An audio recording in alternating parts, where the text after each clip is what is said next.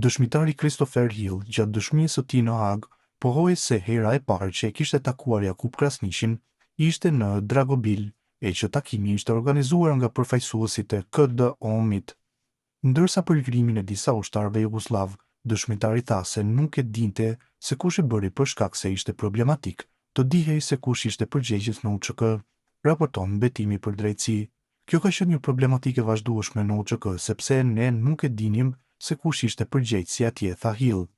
Sipas dëshmitarit, ai mendonte se Krasniqi nuk ishte ndonjë prej figurave kryesore dhe për lirimin e tyre kishte marrë udhëzime. Po, këto janë mendime të pabazuara, por në mungesë të informacioneve të tjera, atëherë po, tha Hill. Avokati Aiden Ellis më pas e pyeti dëshmitarin se ai ishte përshtypja e tij se Krasniqi nuk ishte ndonjë person i rëndësishëm në UÇK. Po, kjo ishte përshtypja ime, tha ndër të tjera Hill.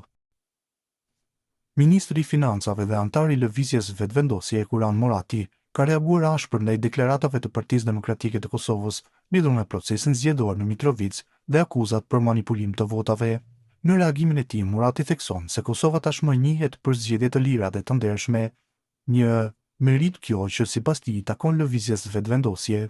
Murati kujton se para se vetëvendosjet të hyte në garat zgjedhore, procesi në Kosovë nuk kishte gjithmonë i pastër, duke përmendur raste të vjedhjeve të votave dhe shifra të dyshimta të pjesëmarrjes në vend votime, veçanërisht në bastionet e PDK-s.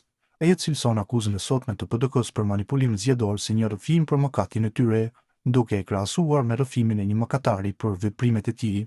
Në vijim postimi i tij plot, tash sa vite Kosova shquhet për zgjedhje të lira që zhvillohen pa probleme të theksuara dhe që, për këtë, merr edhe lëvdata nga ndërkombëtarët.